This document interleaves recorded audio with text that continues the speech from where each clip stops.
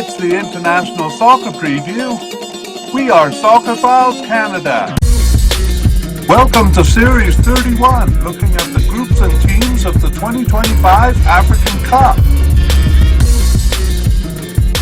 This episode is looking at Group F, Ivory Coast, Cameroon, Gabon, and Mozambique. Here we go! It's the International Soccer Preview by Soccerphiles Canada, Series 31. I'm Kevin. And I'm Connor. And today we are looking at Group F for the 2025 African Cup Tournament. This group is made up of Ivory Coast, Cameroon, Gabon, and Mozambique. Yeah, and just a note on where we're at in our media casts. Last summer, we previewed the group's teams and players for the 2025 CONCACAF Gold Cup. And we're also producing a two-part media cast on the players for each team of this 2025 African Cup. And some of those have been released already. Right. And we also did a media cast introducing ourselves. It covers some of the priorities and quirks of what we do. It also has a quiz, which is still alive, and winners get a prize. A prize. And after this African Cup, of course, we will start tackling the massive 48-team World Cup in the summer of 2026. So stay tuned. We'll be releasing our episodes for that starting in the springtime of 2026. Right. So let's have a look at the three sections of this media cast in outline. Yeah, in part one, we'll introduce the countries in the group, giving the location, population, some demographic information there. Yeah, for part two, we'll do an overview of each team's history and recent form. This is where we look at their performances historically in the World Cup and African Cup. Yes, and in part three, we'll be comparing the teams on the basis of their rankings, head-to-head record, and their chances, and we will end with a discussion of their prospects and our predictions. Okay, well, before we begin, Connor, tell me something that'll get me into the group. Sure. Well, I think of all the groups, this group has the most fearsome nicknames. We'll come to that shortly. Okay. But I would argue it's also the most fearsome group. The most fearsome group. Well. Yeah, well, you could be right there. I guess we'll check into that when we get to part three and look at the pots. Are they coming from the tops or the bottom of their pots? But that's later. Here, let's jump into part one, and we'll take a look at the countries, beginning with Ivory Coast and their fearsome name. Yes. So Ivory Coast is a mid-sized West African country with a southern coastline on the Gulf of Guinea. It's surrounded by several countries, including Liberia, Guinea, Mali, Burkina Faso, and Ghana. It has a population of 31 million people. That ranks 16th out of 55 countries in Africa, so it's slightly above mid-sized. And their nickname is the Elephants. Oh, yes. Okay, well, I'm going to enlarge the picture for our YouTube viewers here and move on to Cameroon. Right, so Cameroon is another mid-sized country, a little bit larger than Ivory Coast. And if you think of Africa as a number 7, it's on the inside bend of the 7. Its longest border is Nigeria to the west, with whom it has a soccer rivalry. Their population is 28 million people. That's 17th in Africa, so very similar to Ivory Coast. And their nickname is the Indomitable Lions. Of course, that's right. Country number 3 is Gabon. Gabon is yet again another mid-sized country. This is just south of Cameroon. And it's also the third country in this group on the Gulf of Guinea. And it has the equator running through it. So 3 similar-sized countries in similar locations. However, Gabon has a much smaller population than the other two. It has just 2.5 million people. That makes it 43rd out of 54 countries. I think I said 55 earlier. And it's the fourth smallest nation competing in this tournament. Oh, okay. 4th smallest nation. And their nickname? Their nickname is the Panthers. Yikes. Okay. And I'm looking forward to Mozambique's nickname. I hope it's good and scary to finish us off here.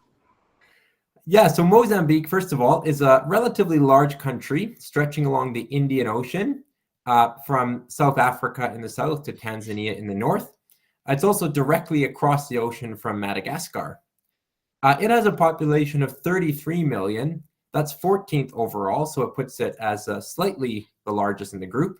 And their nickname is the Mambas, which is a black venomous snake. Oh, yes. All right. Well, which do you think is the scariest name among those, Connor?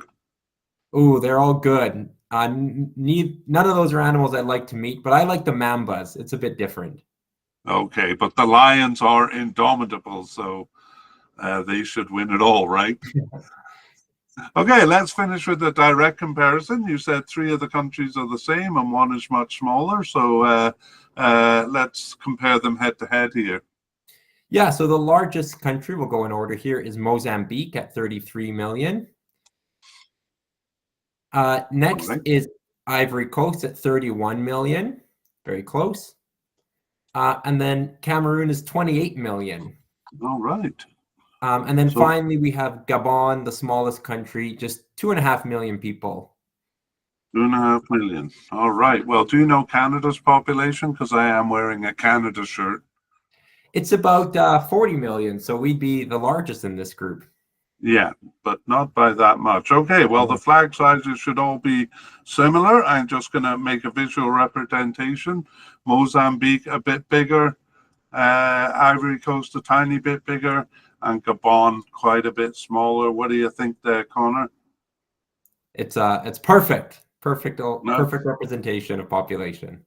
All right. Well, very different in terms of strength, and that's what we're going to start looking at by looking at the records of each country. So the first graphic here may be a bit difficult to see, but it's just our overview graphic, so don't worry. We are going to look at it in more of a close-up. But from this angle, what you want to pay attention to is the colors. So green means they were successful in that qualification. Blue kind of reached the tournament, but just the knockout stage. Red didn't qualify, and gray didn't enter, basically. So let's begin with an overview of Ivory Coast's participation and achievements. Right. Ivory Coast's first international game was in 1960. And they first entered World Cup qualification from 1974. Apart from not entering in 1982, their participation has been consistent. They entered the African Cup several years earlier in 1965. They have been quite consistent in participation there, except for the same non-entry in 1982, in addition to a disqualification in 1978 for the use of an ineligible player. Yes, okay. And in terms of achievement, Ivory Coast was slow in reaching their first World Cup, given their African Cup record. In 2006, they finally made it and repeated the task over the next two World Cups. The group stage is as far as they have gone in World Cup play, though. African Cup play is far more successful. They reached the tournament on their first entry in 1965, and they finished third there. They finished in the top four over the next two campaigns and would do so over 8 of the 20 campaigns between 1986 and 2023. Ivory Coast have won the title 3 times. That's in 1992, 2015, and recently. And none of these particularly overlap with their best period in World Cup play, but the 2015 win and the strong results around it do combine with their World Cup appearances from 2006 to 2014 as part of the product of a golden generation. Yeah, golden generation indeed. That's right. Let's move on to the World Cup, kind of zoom in on that and take it away. So despite being a significant African power in the previous century, their world stage presence was only felt in 2006 with a breathtaking qualification over Cameroon. It was overdue rather than a surprise. Their entries into the World Cup came after a strong early period in African Cup play, indeed during their only sustained lapse. From 1974 to 2002, they had mixed success in World Cup qualification runs, sometimes knocked out early, and 3 times finishing second in the final round. Of these, though, only in 1994 did they really come close. In 2006, however, a thrilling qualification saw them finish 1 point ahead of Cameroon, despite losing to them twice, their first qualification of 3 appearances in a row. They reached the Cup convincingly in 2010 and 2014, thanks to that golden generation. These 3 were sandwiched in 2002 and 2018 by second-place finishes behind the advancing team, though behind by more than 3 points. In the Cups, however, they've never passed the group stage, despite picking up a win to finish 3rd in the group every time. Okay, that's World Cup, and we move on to regional or African Cup overview. So their African Cup journey started well in 1965. Reaching the 6-team tournament was an achievement itself, and finishing 3rd was a good result. They then entered the worst period of their history, reaching only 2 of the next 6 editions, knocked out at the group stage in both. To that can be added a group stage exit when hosting in 1984, but it did begin a continuous run of successful qualifications for the Cup, interrupted only by 2004 when they fell in qualification to South Africa. 1986 was another 3rd-place finish, and they passed the group and passed half the groups from then until 2002, winning their first title in 1992, winning 11-10 on penalties in the final over Ghana. Wow. All right. Their golden generation really began in 2006, immediately after their only non-qualification for the Cup in 2004. Alongside reaching 3 World Cups in a row, they took 2nd place in the 2006 African Cup, 2nd again in 2012, and finally their 2nd title in 2013 to mark the great period. Sorry, Connor, I think that's 2015 there. 2015, you're right. Yeah, we had mentioned that. Ivory Coast had passed their group stage every time during that period. Its end was marked by defending the title with a poor group stage exit in the 2017 edition, and then in failure to reach the World Cup in 2018. Though they passed the group stage in the following 3 editions of the African Cup, and even won the title as host, it lacked the glory of that golden generation. Indeed, 2023 was nearly a repeat of hosting to a group stage exit, given a dreadful performance in the group stage, where they fired their manager before learning they had squeaked through, but then went on to win their 3rd title. And we'll have a slightly closer look at that tumultuous campaign shortly. Yeah, we will. And I'm not sure if that was clear that they hosted in 1984 and were knocked out in the group stage. So that almost happened to them again in 2023. So very much worth looking at that campaign. Yeah, particularly because, teams tend to do well in Africa when they host. So, yeah, close. But, the campaign turned around. Yeah, wow, that's an incredible campaign. I'm glad we're looking at it in detail. Okay, well, let's finish with the summary of their strength. I'm going to go back kind of to the overview page there. And Ivory Coast have had 3 periods then of being a first-tier power. That was in the late 60s and the early 90s, although neither of those 2 measured up on the World Cup radar. The golden generation beginning in 2006 was the most enduring, going all the way to 2015, and the most pervasive with its 3 World Cup appearances. It was not without its frustrations, though.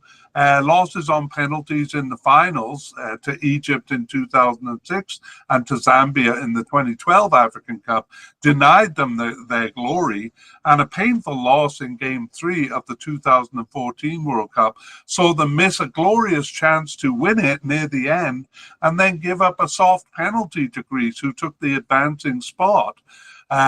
Really a missed opportunity there for this golden generation to express itself on the world level. They were nevertheless fearsome and top tier.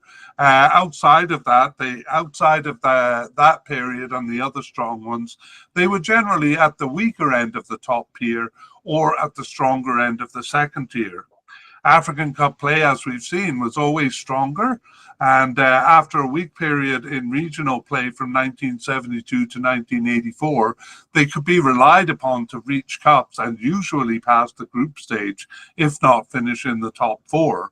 World Cup play, though, we'd have to say has been second tier, arguably even during the golden generation, since they never passed a group stage. Yeah, that team with Yaya Toure and Didier Drogba and a couple of other greats. There's a lot of talk that they could become the African team to go further than any African team had done before in the World Cups, but it never quite came together. Even in the African Cup, they kind of won the title, right at the end. I think a couple of those players were even off the team by that point. Yeah, it didn't kind of coincide with their peak, winning in 2012 or even 2006, kind of at the beginning of that generation might have, perhaps been a statement, and who knows, maybe even spurred them on to greater success. But that 2015 title was important because it did give that golden generation something to hang on to. Yeah, it reminds me a bit of Argentina and Messi, just frustrated for a long time and then finally getting the accolade to kind of mark that period. Yeah, that's a good comparison. Right. Okay, well, let's look in detail at the recent history. We're going to cover the last two World Cups and the last two African Cups. So we're going to begin with World Cup 2022 there. Right. So they received a bye in round 1 of 3, which was their preliminary round. They started the campaign with a shudder of inconsistency, tying Mozambique away. That was enough to see them finish below the more consistent Cameroon, with whom they exchanged home wins. They won both against last place Mali to finish second in round 2 of 3, but that wasn't an advancing spot to the playoffs. Missed the opportunity to participate in the 2022 World Cup at the hands of two teams they meet here, it should be said. Yeah, I was just going to point that out. This is almost exactly the same, except that Malawi instead of Gabon. So this one a tougher group, but you will notice Mozambique kind of way behind the other two teams who are battling out at the top. So I guess we'll be talking about whether we expect to see the same thing here. Mm-hmm. But we'll talk about that later. But here we'll move on to the 2023 African Cup campaign, the one that we were kind of excited to review. Yeah, Ivory Coast were the hosts. They were actually guaranteed a spot at the tournament, but they nevertheless participated in qualifying. They won all their home games, but lost to group winner Zambia on the road, and also tied Lesotho. They beat Comoros twice to finish second in the qualifying group, so that would have been an advancing spot, but it was behind Zambia on goal difference. In the tournament, they started with a win over Guinea-Bissau, but then lost to Nigeria, and then humiliating to Equatorial Guinea. The 4-0 scoreline was their heaviest ever loss at home, and that put them third in the group. In that tournament, they were in group. Sorry to interrupt. They were in Group A there, so they kind of had to wait painfully for all of the third games to be played to see if they were going to squeak through, firing their manager in the process. But eventually, with their 3 points, it was enough to advance. You can't get much closer than that, hey? No, that's right. Yeah, 4 of the 6 third-place teams advanced. And Ivory's 3 points, was kind of put them on the brink, but the horrendous goal difference really made it close. So yeah, they went in as a 4th-ranked third-place team, so the final advancing spot. Incredible stuff. And like you said, although they had to wait it out, they didn't wait their manager out, changing managers mid-tournament. Well put, yeah. Anyway, things got better after that. They did. Finishing third in the group, of course, puts you in a more difficult round of 16 game, and they met the mighty Senegal, but they beat them. They tied with a late goal and then won on penalties.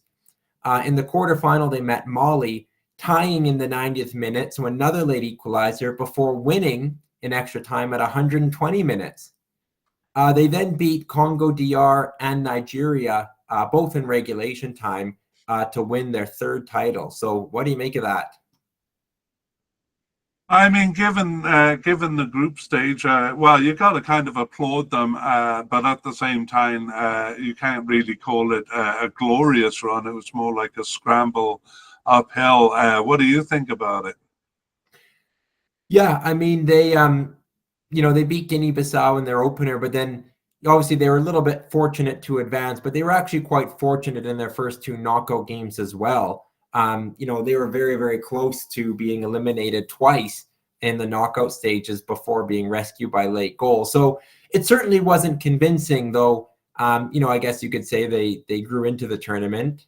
Perhaps that's an understatement, and then ended up beating a Nigeria team that had beat them in the group stage. So a dramatic ending for sure. Yeah, very dramatic tournament, and interesting to think about how that tournament is going to affect them coming into this. That 4-0 loss to Equatorial Guinea. Who would want to suffer that again? Yeah, I can probably say I can't think of any other example where a tournament winner got off to such a dreadful start, Yeah. and then turned it around so dramatically within the same tournament. I can think of no parallel. Yeah, that is an incredible turn of events. Anyway, let's see if it affected them in their African Cup qualifying for this cup. Sure. So Ivory Coast, kind of in their typical pattern, they won all their home games, but they suffered away losses in their fourth and fifth games to Sierra Leone and Zambia, respectively, and that allowed Zambia to jump ahead of them. So for the second tournament in a row, they finished second in the group stage qualifying behind Zambia, but still enough to qualify, of course. Yeah, I mean, some of those road records, especially the one with Lesotho last time, really shocking. So, their shuddering inconsistency has got to be a concern, to say nothing of that Equatorial Guinea game. But I think that a bit of an Achilles heel for them. Mm-hmm.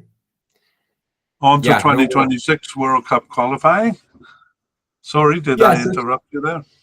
No, I was just going to say they won't have the home advantage, of course, here, so they're going to need to pick up their away form considerably. But looking at 2026 World Cup qualifying, they put together a very powerful campaign, dropping points only in away ties with Kenya and Gabon.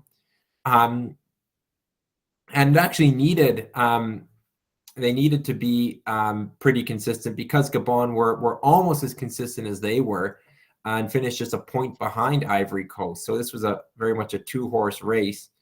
But Ivory Coast finished first in the qualifying group with a record of 8 wins, 2 draws, and no defeats for automatic advancement to the World Cup. Yeah, and you were impressed with Tunisia's 22-0 record in their campaign, but this one 25-0, their goal difference, their goals record. Yeah, that's astonishing. It was helped by a 9-0, actually 16 goals scored against Seychelles, but the goals against at 0 is certainly the most startling statistic. Yeah, 0 goals allowed over 10 games. That's good. So they did find the consistency here. The previous qualifying was in the fall of 2024. This one, the last games at least, in the fall of 2025. So going into the Cup on a good note here. Yeah. All right, well, we'll come back and discuss them in part 3, but it's time to turn our attention to the second team, Cameroon, beginning with a broad overview of their participation and achievements. Great. So Cameroon's first international game was in 1956. They entered World Cup qualification in 1970 and have participated every time since.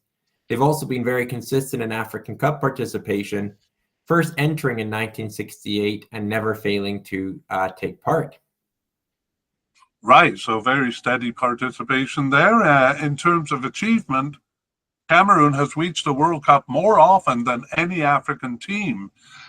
They were also the second African team to pass the group stage and the first to go beyond the first step, reaching the quarterfinals in 1990, a truly glorious result.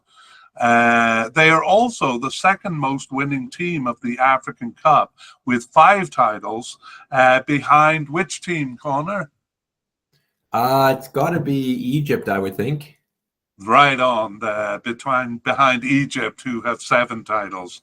Cameroon's titles includes 2 sandwiched by a second place finish from 1984 to 1998. Is that right? That should be 1984 to 1988.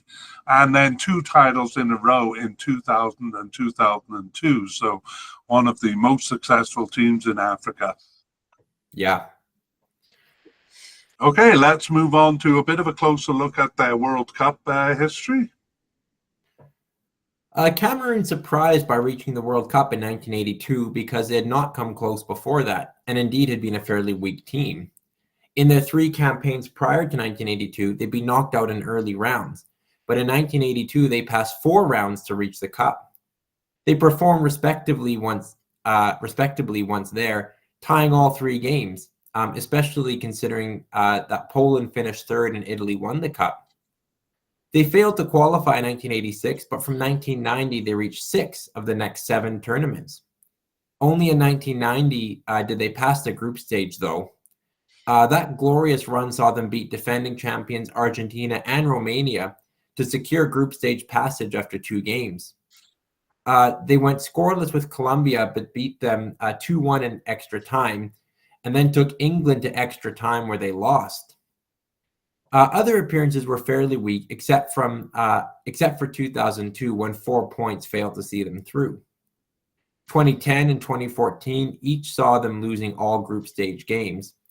But qualifying was solid, and the only cup they missed during that period was in 2006, where they had a tremendous battle with Ivory Coast, who got the better of them there and in the following African Cup. Such consistency made their poor qualification campaign in 2018 a surprise, though it was a decidedly tough group, with Nigeria and Zambia finishing ahead of them and Algeria behind. Campaigns resumed their competitiveness going forward, although they now seem to qualify for every second cup. Right, and we'll actually take a closer look in the next section of that famous battle with Ivory Coast, since it's relevant to the group, of course, given that they meet here. Let's move on then to their regional cup overview, the African Cup. So the African Cup record goes up and down like long rolling waves. They joined the African Cup in 1968 and moved quickly from not qualifying to a group stage finish to a 3rd place finish in 1972. That result was aided by hosting, and their form abruptly plunged when they failed to qualify for the next 4 editions.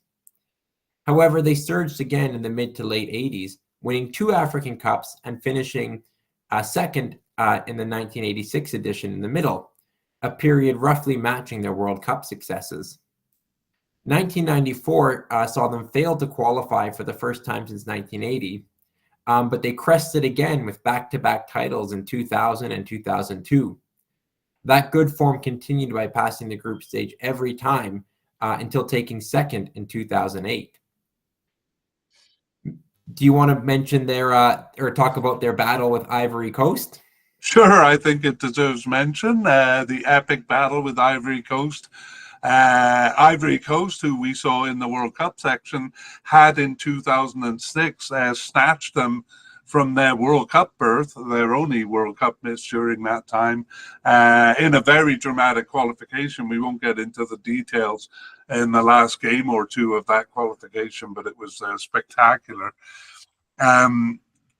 Cameroon had won all group stage games in the 2006 African Cup, so they were unlucky to meet Ivory Coast in the quarterfinal there.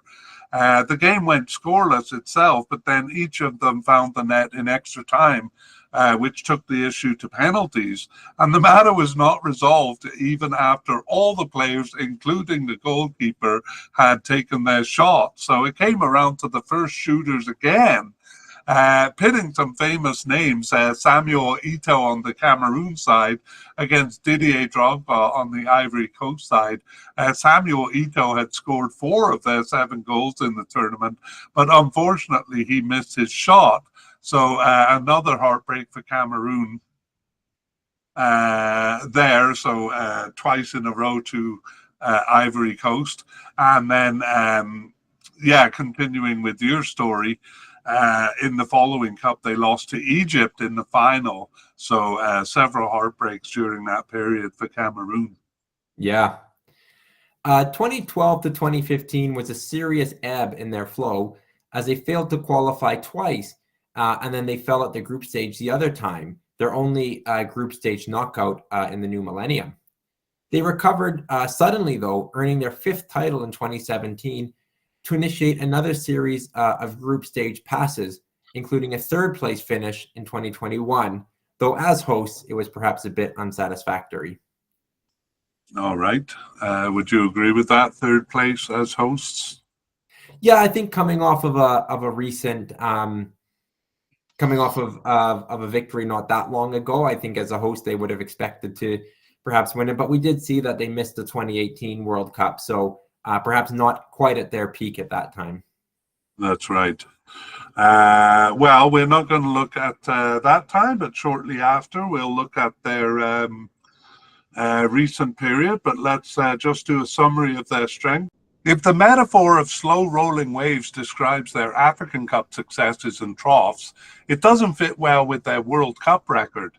There, the consistency of reaching the cup is more of a steady flow, as is their persistent exit at the group stage, apart from the tremendous performance in 1990. Nevertheless, even if they continue to seem second tier at the world level, reaching the cup is top tier form in Africa, especially considering how few African teams are afforded, how few spots they are afforded. Apart from the early years, the lulls where they did not reach the African Cup and pass the group stage were unexpected, but they were supported by the team reaching the World Cup during those periods. African teams likely expect a fearsome opponent if they're paired with Cameroon and would count themselves lucky if they found Cameroon short of their top tier form. That remains true even if they have fallen off over the past few years, not reaching the World Cup as regularly and not reaching as far into the Regional Cup as might be expected. All right, so now it's time to move into the recent period, and we're going to begin by looking at their World Cup campaign in 2022. Right, so they received a bye in the preliminary round. In qualifying, they suffered a loss in Ivory Coast, but otherwise won all games, showing more consistency than Ivory Coast against Mozambique and Malawi to finish first in round 2 of 3. That set up a playoff with Algeria. They lost the home leg 1-0, but won by the same scoreline away in the second leg. The matter went to extra time where they seemed to have lost when Algeria scored at 118 minutes, but a goal at 120 plus 4 snatched the advancing spot, putting them through on away goals. Wow. Yeah, so dramatic. At the tournament, they opened with a narrow loss to Switzerland, then tied Serbia 3-3 in a remarkable game before beating Brazil's B team on an injury time goal. But it was only good enough for 3rd place in the group stage. Yeah, 4 points there, but a good showing, but not good enough to advance. Once again, knocked out at the group stage. Yeah, even though it was a B team, certainly an achievement for them to beat Brazil. It was a good note to end on. Yeah, it's always a good cup if you have that on your record. Okay, let's move on to their African Cup 2023. We saw that it was spectacular for Ivory Coast. How did that tournament go for Cameroon here? Yeah, they had an unconvincing qualification, but still finished first in the qualifying group. They twice beat 3rd place Burundi, but were bested by Namibia, Kenya having been disqualified. In the cup, they tied Guinea and then lost to Senegal and were almost out at the hands of Gambia, salvaging their campaign with 2 late goals, first to tie it and then win it. to finish second in the group stage.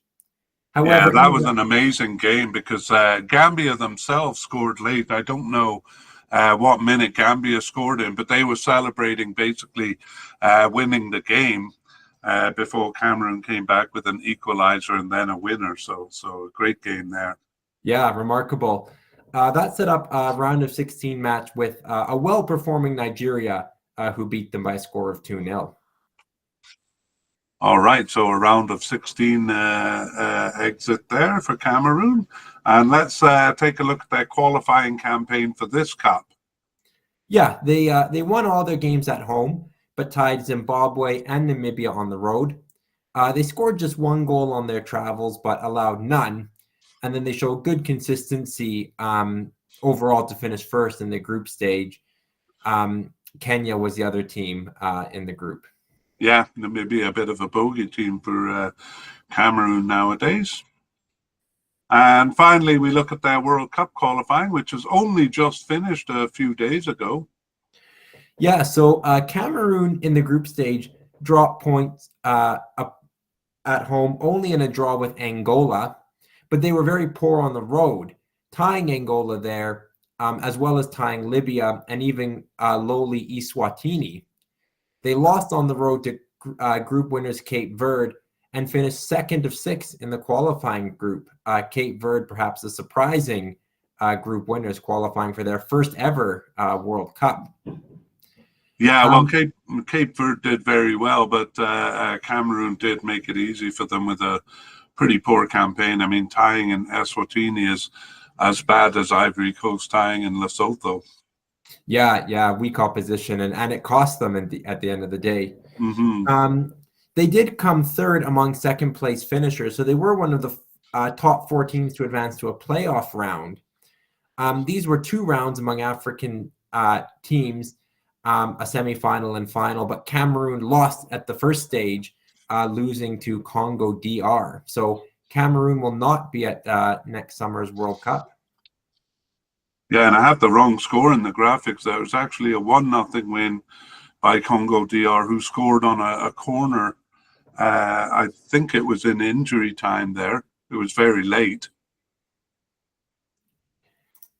Let's go back and drop a few names here. Take a look at their scorers. Who would you imagine is their top scorer? We'll just go back as far as the qualifying campaign for this cup. Take a look at some names. Do you have someone in mind? I got to guess Brian Mbeumo would be their main scorer. Yeah, oh yeah, that's good. He only got 1 of their 8 goals. It was actually the guy who scored the goal against Brazil, if that helps you, as their top scorer. The ageless Vincent Aboubakar. Yeah, that's right. He got 3 of their goals in the tournament, and I think Christian Basagog also. It's a shame we always talk about scorers when we do this, but those are the probably 3 of their main scorers there. Let's see in 2026. Well, you called it there, actually, Brian Mbeumo and Vincent. I call him Aboubakar, but you may be right. Both of those getting 4 of their 16 goals. And yeah, I mean, we could just make it a name-dropping session, but those Aboubakar and Basagog, I think, are getting a bit old. They've been around for quite a while. Yeah, but I think Mbeumo and Aboubakar would be their 2 main men that they'll need to score for them. Yeah, well, that was the case in the World Cup qualifying campaign, which just ended. So no World Cup for Cameroon this time. And that brings us to the end of our look at their team. And we move on to our 3rd team here, Gabon, and start with an overview of their participation and achievements.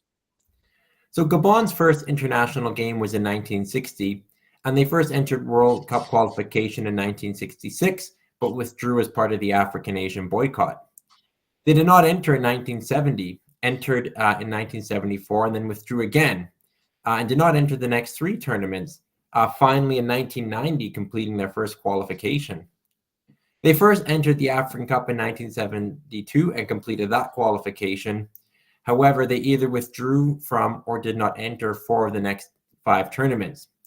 It's from 1984 that they've participated consistently. Right, so pretty rough beginnings there for Gabon, but they got going by 1990, we'll say. In terms of achievement, they've never reached the World Cup. Their best finish was second place in the final group in 2010. There they finished 4 points behind Cameroon, who was the team to advance to the Cup. Gabon has reached the African Cup 7 times, first pass in qualification way back in 1994, and they have passed the group stage in 3 of these 7 appearances, reaching the quarterfinals in 1996 and in 2012 with their best finishes. On to a closer look at their World Cup campaigns. So 26 years after their first attempt to enter the World Cup, they first completed qualification in 1990. They failed to reach the final round in their first 2 completed entries in 1990 and 94, but were competitive enough, especially at home where they won 4 of their 5 games over those 2 campaigns. They reached their first final stage in 1998, but earned only a single draw and finished bottom of the group. 2002 saw them knocked out at the preliminary stage by Madagascar, but from 2006, they've usually reached the final round. They were 4th of 6 in 2006, going undefeated at home and finishing ahead of Algeria. Their best finish came in 2010, coming 2nd of 4, which was the size of all groups until 2026 qualification. 2014 and 2022 saw them undefeated at home, earning no points on the road, and finishing well short of the final playoff round. 2018 was arguably better, earning more on the road than at home, but too many draws left them 3rd in a very tough group. An away win over Ivory Coast was their best result there. All right. Well, the World Cup, not as good as the African Cup here. Let's take a look at that regional cup. So after a staggering start where they participated in 2 of their first 6 tournaments, Gabon were consistent from 1984, but were knocked out at the preliminary stage of qualifying over the next 3 tournaments, twice at the hands of Angola. In their 6th attempt in 1990, they advanced beyond a first knockout round, taking out Burkina Faso and then Ghana, but they lost on goal difference to Zambia in the 3rd and final round. 1992 was their first group qualification, and they finished tied with Zaire, but 1 point behind on goal difference. Thus, their first successful qualification in 1994 had been coming. They were no match in the Cup, but their improvement continued in the following tournament by passing the group stage, taking Tunisia to penalties in the quarterfinal. However, Gabon dropped off after that and only qualified for 1 of the next 6 Cups, knocked out at the group stage in 2000. They returned in 2010 and qualified for 4 of the next 5, passing the group stage only when they co-hosted in 2012. There too, they were knocked out on penalties in the quarterfinal, this time at the hands of Mali. In 2017, they hosted again, but 3 draws in the group stage was not enough to advance. The expansion of the Cup in 2019 did not seem to matter, as they failed to qualify in that year and in 2023, but in between they had one of their most successful Cups, tying Ghana and Ivory Coast to pass the group stage. However, once again, they were ousted on penalties in the following round. This was now the round of 16 in the expanded tournament, losing 7-6 to Burkina Faso in the shootout.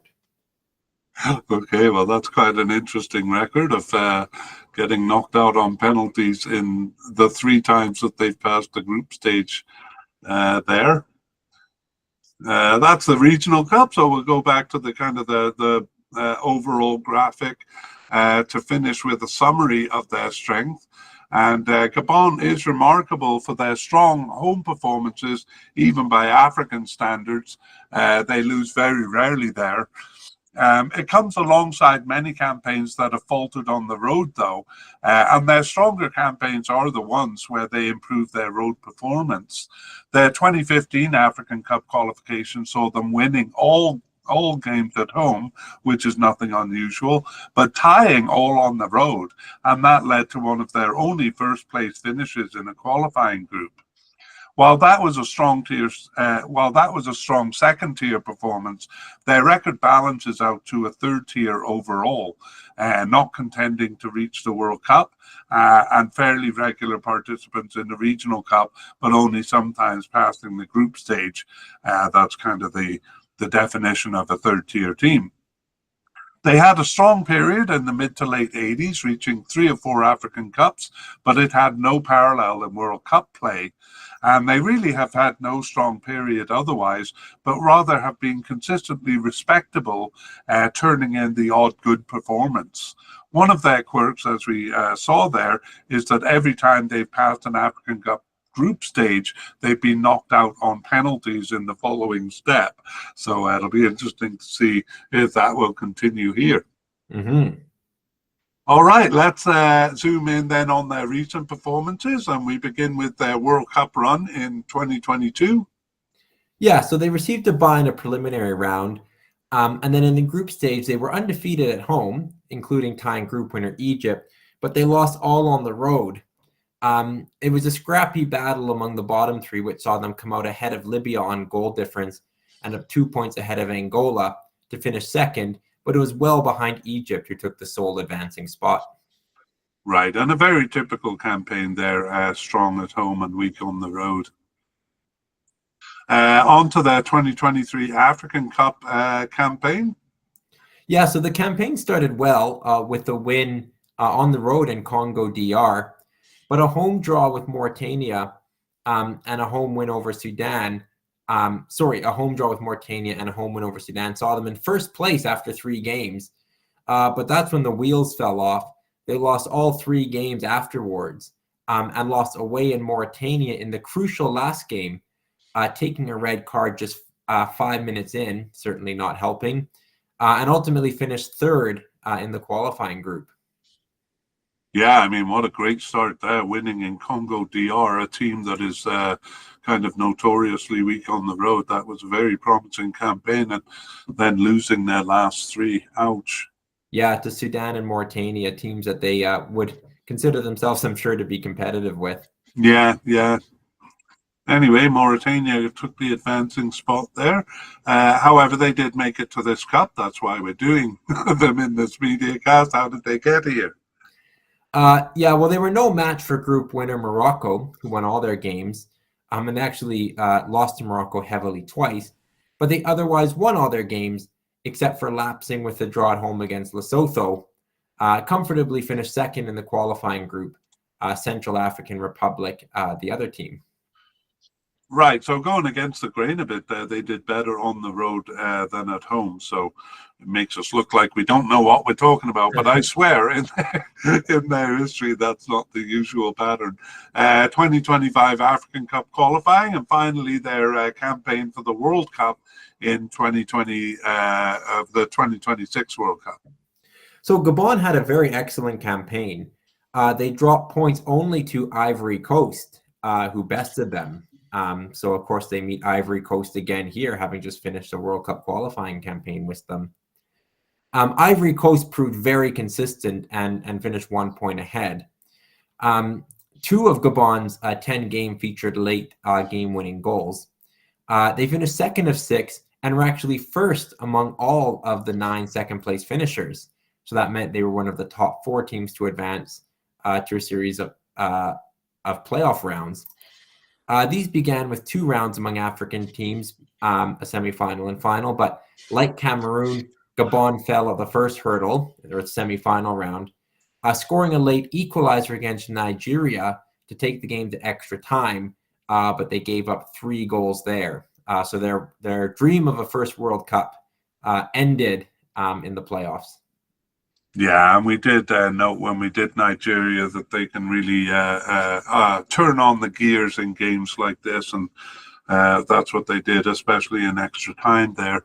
So Gabon, yes, denied their first World Cup appearance. And before we move on, let's just take a look at their scorers over the last 2 campaigns. And any guess here, Connor? Well, I know Gabon have 2 very excellent forward players in Pierre-Emerick Aubameyang. He's getting a bit on in age, and then also Dennis Bouanga, who plays in the MLS and actually had a a fabulous season for them. So I'd imagine those two led the way. That's right. Pierre, I think he was off the team actually for a while, Pierre-Emerick Aubameyang. I'm not sure if I'm right there, but definitely back in the picture. He scored two of their 7 goals in qualifying, both of those on penalties. He also missed a penalty against Morocco. Dennis Bouanga with just 1 there, but Dennis Bouanga was one of the highest scorers overall in Africa for 2026 World Cup qualifying. He got 8, and Pierre-Emerick Aubameyang got 7. That includes 4 goals in a game against Zambia, which he finished with a red card. Yeah, against Gambia. What did I say? Yeah, Zambia, but it is Gambia, yeah. Yeah, so a couple of other names there. Mario Lemina, I'm sure you're familiar with. Yeah. And well, I won't get into other names, but a very good squad there, and a pretty high scoring squad in World Cup qualifying with 22 goals over their 10 games. Anything to add, or should we move on? Let's see let's visit our final team. All right, our final team is Mozambique, and we're going to begin with a broad overview of their participation and achievements. Mozambique played their first international game in 1977 and entered their first World Cup in 1982, but had problems after that, not entering in 1986 and having the entry rejected in 1990. They participated consistently, though, from 1994. Their first African Cup was also in 1982, but there was no problem there, and they participated without fail from that time. All right. In terms of achievement, Mozambique have never come close to the World Cup either. Their best campaign by some distance was a recent one that we'll take a closer look at. That was a finish in the top half of the table, very rare for Mozambique.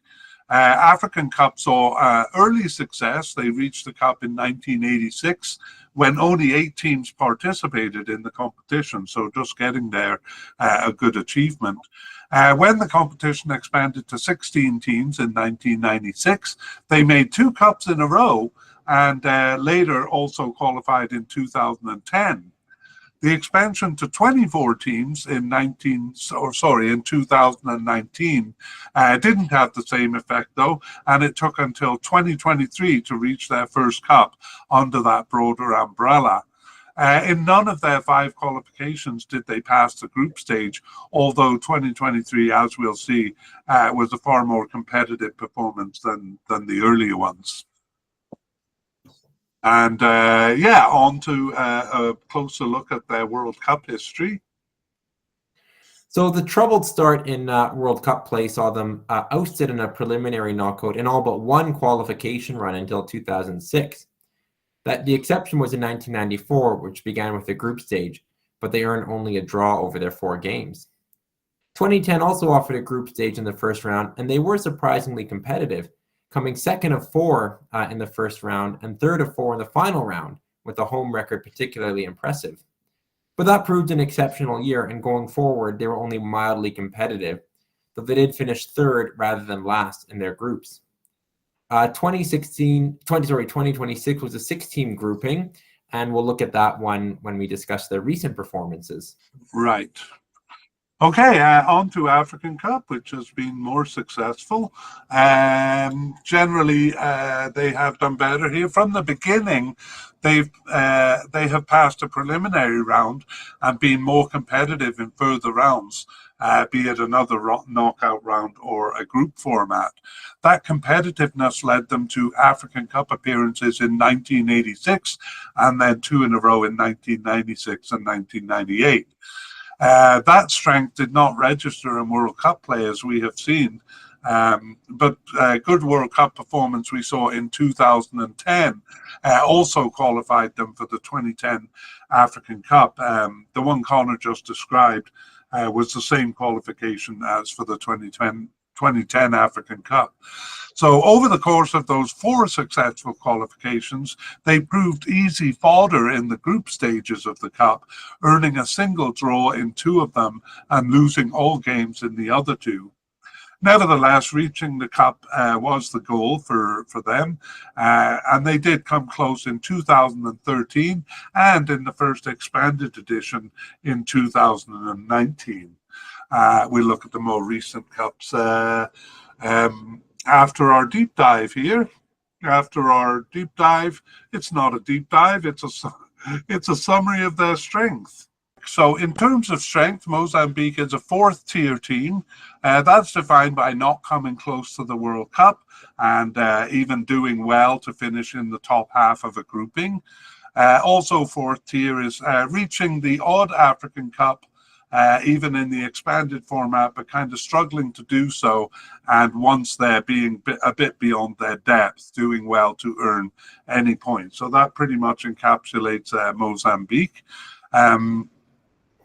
They have struggled a bit more in the World Cup, not passing preliminary rounds, but did so even from the beginning in African Cup play. But generally, they finished 3rd of 4 and don't reach the final round, whether it's another group stage or a playoff round, as we've seen in recent years. 2010 was their best qualification in the World Cup. That was also a campaign that qualified them for the 2010 African Cup, so a good year for them there, but a drop off after that. Overall, they've reached the African Cup 5 times, but have never passed the group stage. In fact, they've never won a game in African Cup play. All right, let's move on to a close-up of their recent campaign. So let's take a look at their World Cup campaign in 2022. Yeah, so Mozambique was required to play in a preliminary knockout round where they beat Mauritius, who they were ranked higher than, winning both home and away. In the main round, they tied Ivory Coast at home, which gave them the edge over Malawi, with whom they tied twice. But they lost to group winner Cameroon and finished 3rd in round 3 of 4. So as we already saw, that 2002 World Cup group, including 3 of the 4 teams that feature here. Yeah, that's right. And just a small correction there. They didn't tie Malawi twice, but rather exchanged home wins with them. Oh, got you. Right. Okay, so not close there, and that is pretty much typical of their World Cup campaigns, but a bit better in their African Cup run in 2023. Let's take a look. Yeah, so they lost both matches to group winner Senegal, but twice beat 3rd place Benin and bested Rwanda to finish 2nd in the qualifying group. So pretty good performance. In the Cup, they almost beat Egypt in their opening game, but for a late Mohamed Salah penalty. But they tied them and Ghana, losing to group winner Cape Verde. But overall, finishing last in the group stage, despite a good performance, you'd have to say. I mean, definitely at the game level. Again, at the campaign level, it's not a lot better than most of their other campaigns, 2 ties rather than a single tie. But then look at who they're tying here, Egypt and Ghana. You think that would give Ivory Coast and Cameroon a bit of pause going into this Cup? Yeah, for sure it will. All right, let's see how they got to this Cup. They are here, so obviously a better campaign than usual. Yeah, they were bested by group winner Mali, but otherwise only suffered a home draw with pot 4 Eswatini. And they did better on the road than at home, finishing 2nd in the group stage. They beat Guinea-Bissau twice, so that was crucial for them in what was overall a pretty solid campaign. Yeah, I mean, you could have made that your hook, as each team have lost to a pretty feeble team in recent times, but it didn't do them too much damage here. Okay, that's 2025, and we want to look at the World Cup qualifying campaign here in 2026. Yeah, we mentioned already that Mozambique did well. They came in as a pot 4 team in a 6-team group. They lost both games to group winner Algeria, and then exchanged away wins with Guinea, who played their home leg in Morocco. And they had home wins over Uganda. So they finished 3rd of 6 in the qualifying group, behind pot 3 Uganda, but they finished ahead of pot 2 Guinea. So overall, they showed pretty good consistency. They won 6 of their 10 games, and actually finished tied on points with Uganda, who were in 2nd place, but behind them on goal difference. So we've seen they've not always been competitive in the final rounds of qualifying or in the group stages, but very competitive here.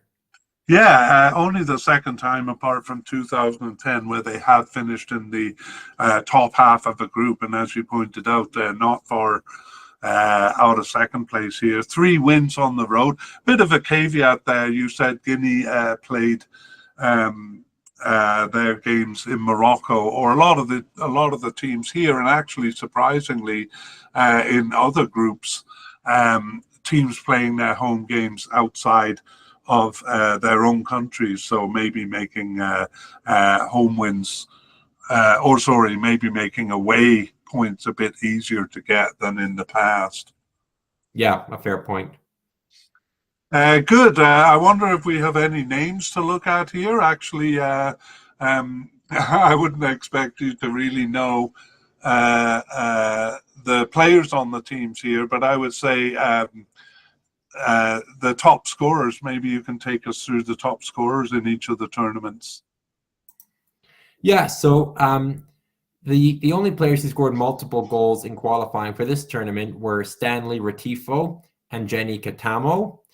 And then looking at the World Cup qualifying, they were their 2 top goal scorers again, with Pepo, Santos, getting 2, but Stanley Retifo and Jenny Katamo seem to be the main goal threats. Yeah, the ones to look out for. I think Pepo Santos is a new name there, but there is a name right at the bottom of the list. The scorer of a goal against Guinea, Reynildo Mandava. He was picked up by Sunderland and is in their defence. He played for Atletico Madrid prior to moving to Sunderland.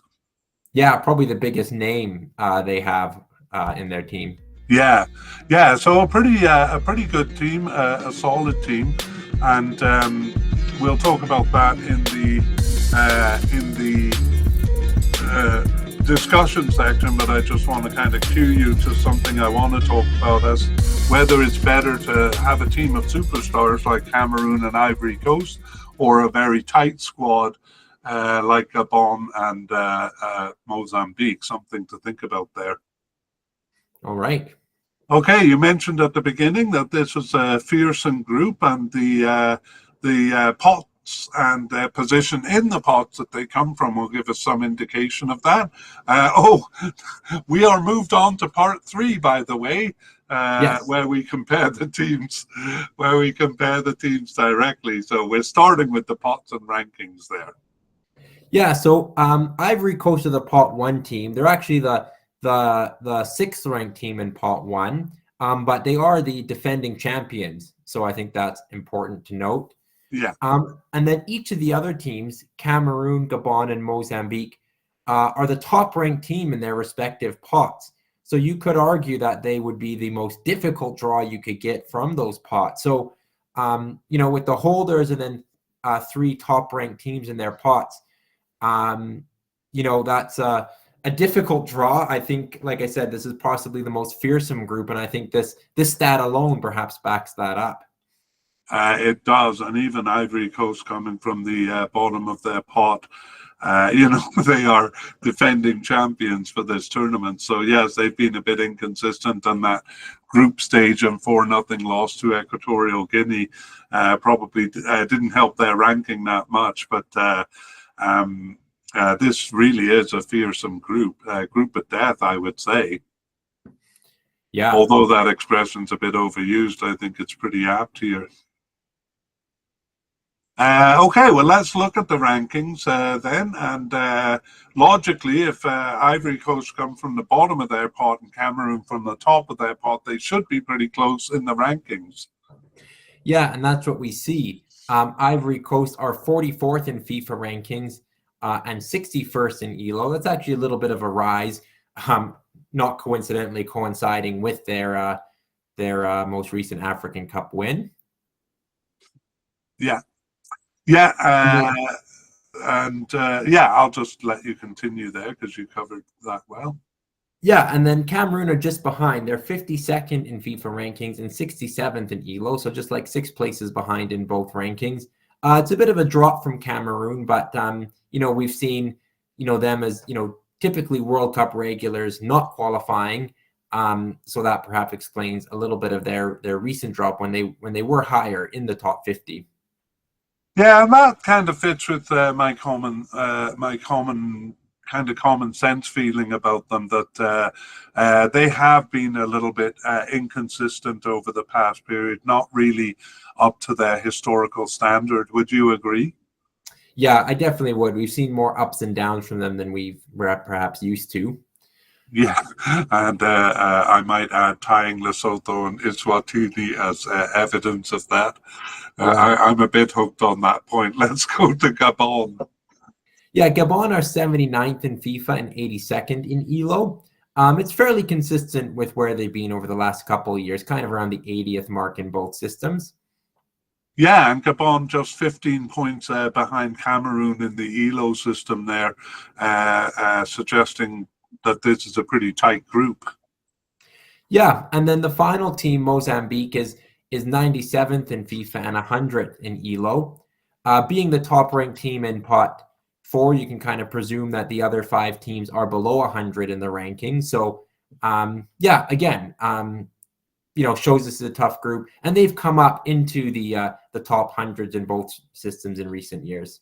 Yeah, definitely. The FIFA ranking or the rankings both support good form right now, as they've ridden 20 to 30 places. Again, not that far behind Gabon, 18 places behind in both. So I think in addition to this being the toughest team, it's got to be the tightest team as well. Mm-hmm. Well, the toughest group and tightest group. Yeah. So that'll lead to some good discussions. But before we get there, let's take a look at their head-to-head records against each other. Yeah, we'll begin with Ivory Coast and Gabon. And Ivory Coast has a winning record with 5 wins, 2 draws, and 1 defeat. That's right, and they've met recently in 2026 World Cup qualifying. Ivory Coast bested them there. Over the past 2018 was the last time they met, and over that period, it's just 2-1-1 for Ivory Coast. So in recent times, a bit tighter there. Next, we have Ivory Coast versus Mozambique. Yeah, Ivory Coast are undefeated, but they don't have it all their own way. It's 4 wins and 2 draws. Right, and that 2010 campaign, we saw the strong campaign by Mozambique. They got a tie there, but also in 2022 World Cup qualifying, another tie with Ivory Coast. So, that's kind of interesting going into the Cup. Probably the big one to look at here is Cameroon versus Ivory Coast. Yeah, and I might have expected a relatively even record, but it's not that. Cameroon have much better in these games. They've won 9. Ivory Coast has won 3, and they've tied 1 further meeting. Yeah, so I mean, in section 2, we talked about Ivory Coast getting the better of Cameroon in 2006, and they did. But actually, Cameroon won both games against Ivory Coast in that campaign. It was really a tie with Egypt at the end that undid them. Might lead you to think that Ivory Coast does often get the better of Cameroon, but quite the opposite is true. Although I must say, in recent times, they met in 2015 African Cup qualifying and in 2022 World Cup qualifying, and it's just 2-2-1 there for Cameroon. So that does kind of foreshadow a good battle between them here. Definitely, yeah. And Cameroon have historically been a stronger team for longer and won many of their earlier meetings. Exactly, most of those wins coming in the past. All right. Well, Cameroon versus Gabon. Right. So they've met 10 times. Cameroon's won 4, Gabon's won once, but they've tied 5 meetings, which suggests a level of parity. Yeah, and again, an interesting thing going into the cup here. Their typical result is a tie. 2017, no, that was the last time they met. That was in Gabon, and they tied there, but they haven't met more recently than that. The last one we're going to look at is Gabon versus Mozambique. Cameroon versus Mozambique first. Oh, sorry, you're right. Cameroon versus Mozambique. Yeah, Cameroon is dominant here. It's 7 wins from 8 games. Mozambique do have 1 win over Cameroon. Right. And they've met 4 times since 2021. Cameroon have won all of those games. So that one's pretty decisive. Now it's time for our last one, and it's Gabon versus Mozambique. Yeah, they have 4 meetings. It's 2 wins for Gabon and then a draw and a loss. So pretty close, but Gabon edging it. Yes. And in 2018 was the last time they met, and they exchanged wins in that one. So, yes, that also kind of promises maybe upsets in this group. Let's go to our odds and see what the AI. Oh, where are we here? Yeah, see what the AI said. Right. So this is odds to win the group. Ivory Coast are favorites with 45%. Cameroon are 35, so not far behind. We see a bit of a gap to Gabon at 15%, and then Mozambique, the outsiders, at just 5% chance of winning the group. All right. So, do you agree with that? I guess it does follow the pot order. And we see that the closest in rankings is Ivory Coast and Gabon, and they have Ivory Coast and Cameroon, and that's where the closest odds are. So I guess on the face of it, I don't greatly disagree. Yeah, we'll get into the details there. I'm going to actually post a bit of this information all together. So, where would you like to start the discussion, or do you want me to suggest? I'll see what you got for me. All right. Well, I'm going to ask if you think Ivory Coast have learned a lesson from the last group stage campaign and whether they'll come in a bit more consistent. We saw them consistent in World Cup qualifying. That was good. But even immediately after the Cup, in African Cup qualifying, a couple of shudders on the road there. So I think it's a matter of consistency here. And do you think Ivory Coast will be consistent enough to win the group? Yeah, I think they've shown consistency in pretty good consistency in the World Cup qualifying. I mean, who knows? I mean, playing at home, maybe there was added pressure that they felt. Like it's kind of really inexplicable what happened in the group stage last time, especially given they went on to win the tournament. I mean, not all that convincingly, but they managed to find a bit of consistency and be hard to beat as the tournament went on. So I think there's some lessons there, but it was honestly a bit of a one-off. But I would expect them to be a bit more consistent, and I think the best thing they can do is kind of learn from it from last time and just come in, more prepared and really expecting 3 tough games, which I think they're going to get. Absolutely, they're going to get tough games. I do want to kind of point out a trend which might be significant, and we've mentioned it in a couple of other podcasts. But in the past, this African Cup was kind of a showcase for African teams, but it's not really that's not really the case for the big teams anymore. I think big teams like Ivory Coast and Cameroon, a lot of their players are already playing in Europe and stuff, and there's kind of less motivation. Whereas for Gabon and Mozambique, I think there's that motivation of, if they put in a good performance here, they might catch the eye of bigger teams. And as a consequence, I think, well, I don't know whether this is why teams like Algeria and Ghana seem complacent sometimes, maybe Ivory Coast in the last cup. But do you think that's a factor? I think it's a good point. You're right. It really was a showcase with not a lot of players playing on top European teams. And And I think far from being a showcase, you even get some clubs kind of reluctant to release players. It's not to say the players are reluctant to travel, but the clubs some of the big clubs would rather keep their players or kind of minimize their participation. So maybe players are pulled in a couple different directions as well and don't want to come back injured either. So yeah, I think maybe there is some, a little bit of psychological work at play. Do you think that favors then perhaps Gabon and particularly Mozambique? Yeah, I think it might. I mean, the club play, unfortunately, because we're an international soccer podcast, so we like these games more. But the club play is bread and butter for these players. So I like your point of, especially not wanting to come back injured to their clubs. And what we have here really with Ivory Coast and Cameroon by now is kind of a collection of stars.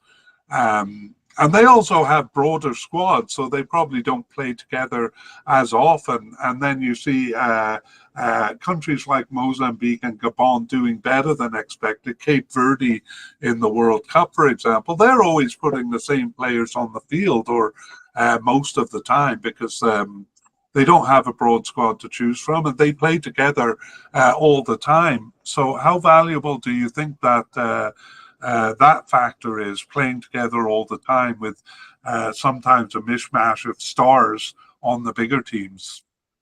Yeah, I think it does matter. I mean, I think it matters even for, some of the big European and South American countries. I think it's in international football, there's a challenge to try and build a squad out of disparate players. And I think just some of the consistency in call-ups can really help. So yeah, I think it's a factor for sure. I mean, yeah, there's been a lot of teams, as you mentioned, like Ghana and Algeria with ton of star power, but not always pulling it together. And Ivory Coast the same, even with their golden generation, who had some success, but perhaps not as much as would be expected.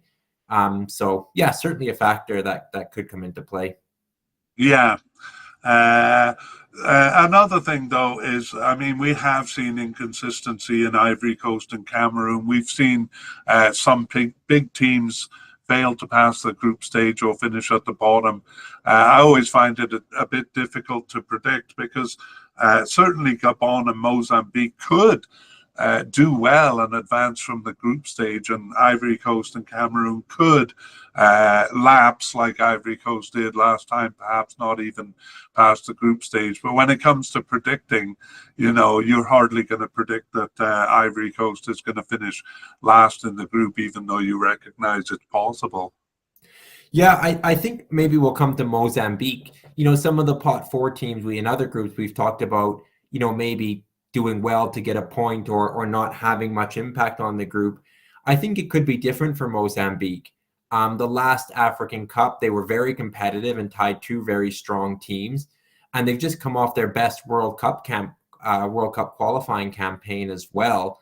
Where they beat teams like they beat Guinea, who are pretty strong, Uganda, who are in this tournament as well. So I think Mozambique are unlucky to find themselves in a tough group, but I don't think they're a write-up. I think they will get points, possibly in two games.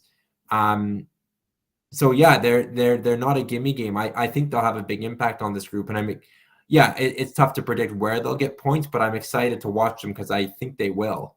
Yeah, I agree with you. I mean, I don't see them necessarily challenging for an advancing spot here, but they could play a very important spoiler role, as they did, in the previous cup with two big ties there. I'm going to go on the basis that Ivory Coast and Cameroon are kind of coming in, let's say, in the form that they've been in, and they we can't predict that they'll be much better or much worse than the form. Given the form of both teams, how close do you think it is between them? Yeah, I think form favors Gabon. They had a very, very strong World Cup qualifying campaign, as we saw, whereas Cameroon came in as a pot one team and failed to win the group. Bested Cape Verde finishing ahead of them.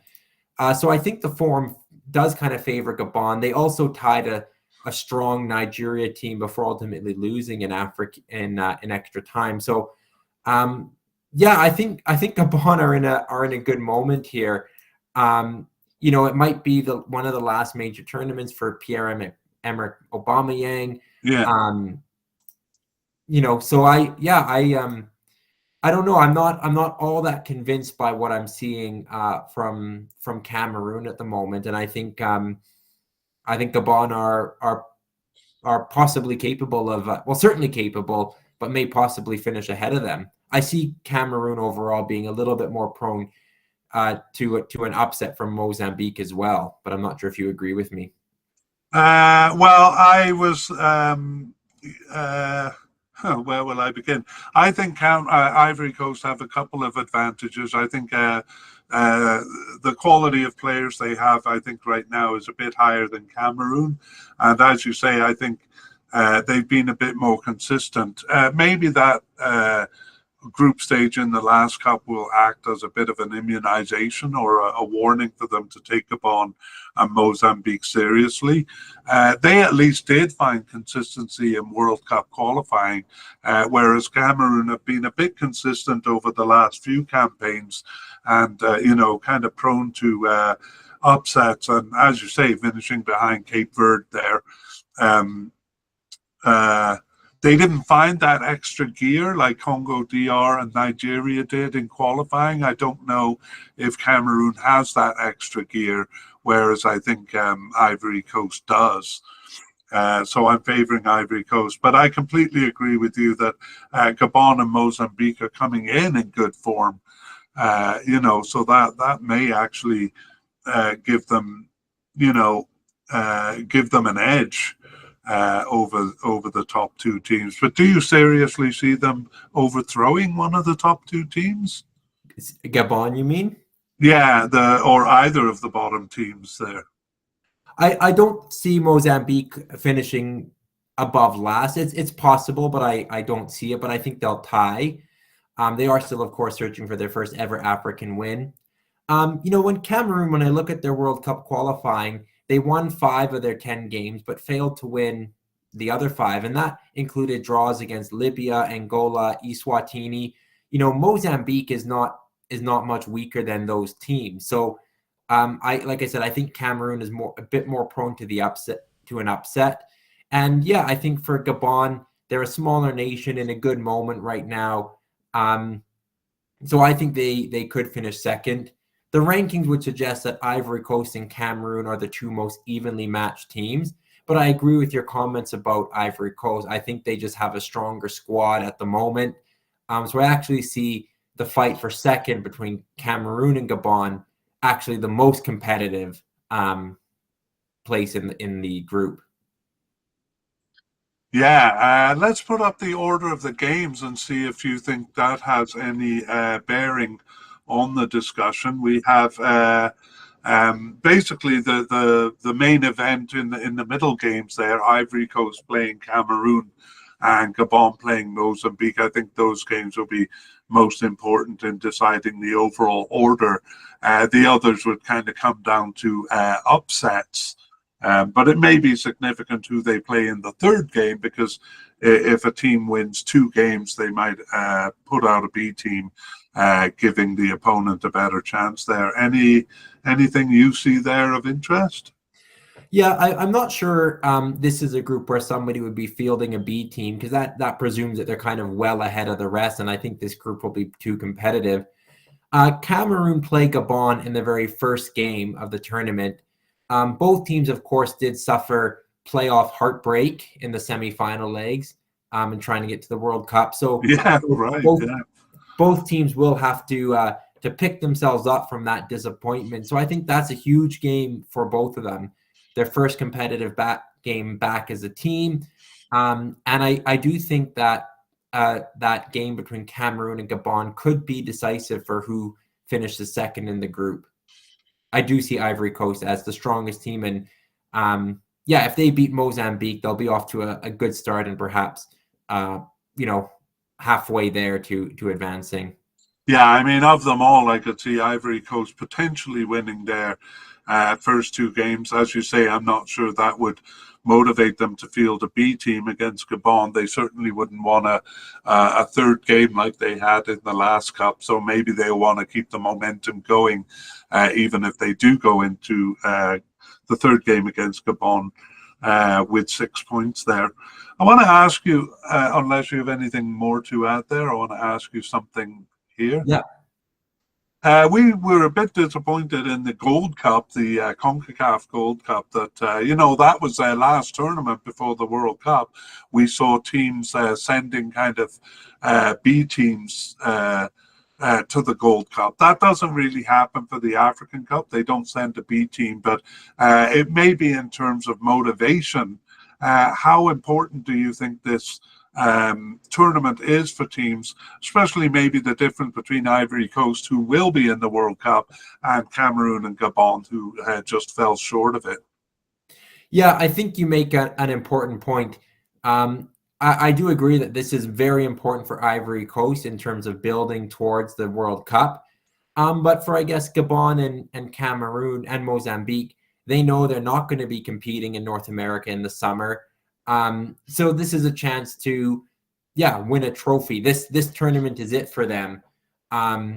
So I think all teams will have different motivations. But I think more importantly, every team will know they're in a strong group here and can't afford to slip up. Yeah.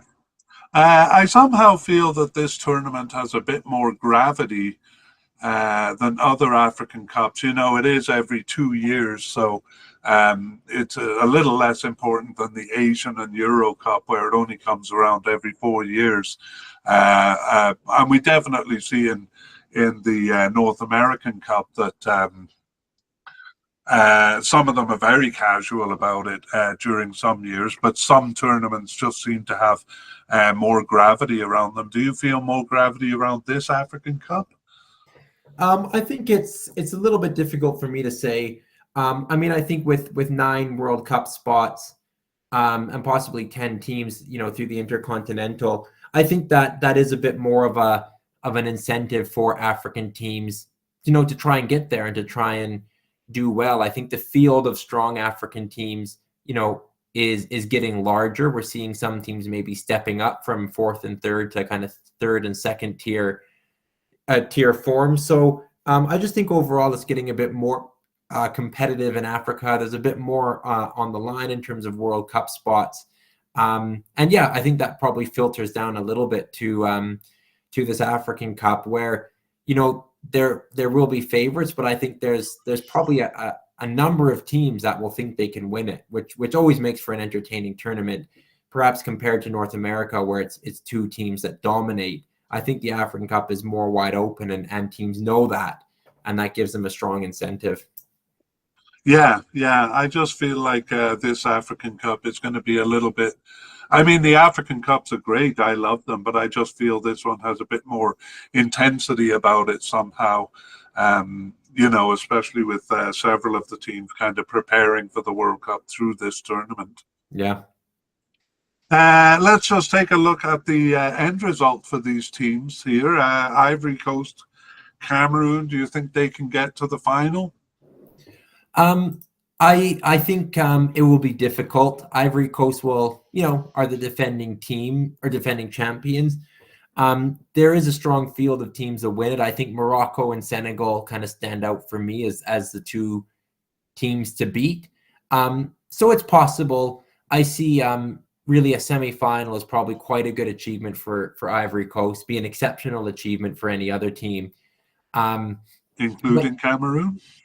I think including Cameroon. Again, I don't see them at their strongest point now. I think quarterfinals would be a good achievement for Cameroon or Gabon. Gabon would, of course, love to win a knockout game for the first time in their history and maybe win a penalty shootout while they're at it. Yeah. But this is a competitive group for sure, but I actually don't see any one of these teams as kind of a favorite to reach a final or win it. Yeah, despite being kind of the strongest group.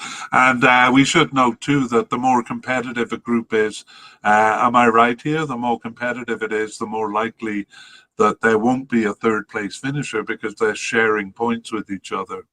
Yeah, that's absolutely right. And that could certainly be a way that Mozambique has a significant impact on the overall outcome here. Yeah.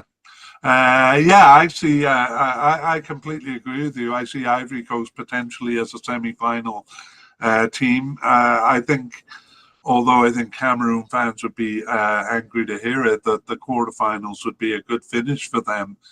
And I think semi-finals might be a bit too ambitious. Gabon and Mozambique, I think, just passing the group stage, especially given this tough group, would be pretty good. I think they'd be happy with a round of 16 appearance. Yeah, I think for any team to, especially for those two, but to get out of this group, that's the first task. It's a tough group anyway you look at it. So yeah, of course, Gabon would like to set the record of getting past the round of 16. Mozambique would like to set the record of their first ever win. So there's smaller victories that those teams can play for as well. Yeah, definitely. All right, Connor. Well, we've been talking for 20 to 25 minutes here, and yet I have not yet heard you lay down your cards. That's a bit of a mixed metaphor, but lay it out for me, Connor. How is this group going to end? I'm going to say Ivory Coast to win it. Mozambique at the bottom, but not pointless. But in the battle for second and third, I'm going to give it to Gabon, the pot 3 team, ahead of Cameroon. Ooh, that's bold indeed. I'm going to go with pot order myself again. Barring any team performing well above or below themselves, I do think Cameroon has a decent enough team to overcome Gabon and Mozambique, although I wouldn't be surprised if things don't turn out that way. I definitely think Ivory Coast is a bit stronger than Cameroon coming in, so I picked them to finish first in the group. We probably did last time around too, so it shows how things can go unexpectedly. But I'm going pot order: Ivory Coast, Cameroon, Gabon, and Mozambique, with Mozambique to get a draw in the tournament. All right. All right. Well, that brings us to the end of our look at the groups. We're still working on the player podcast or mediacast and releasing those as we go here. But Group F is complete, and we await the cup to see how right or wrong we have been. Absolutely. It'll be a good tournament. I can't wait to see how it unfolds, and I'll be watching this group in particular. It'll be a good one. You bet. Okay, take care. I'll see you for the World Cup. All right, see you then. We would like to thank Pixabay and Cold Fingers for the wonderful music used in this mediacast. The title of the piece is Eid Mubarak.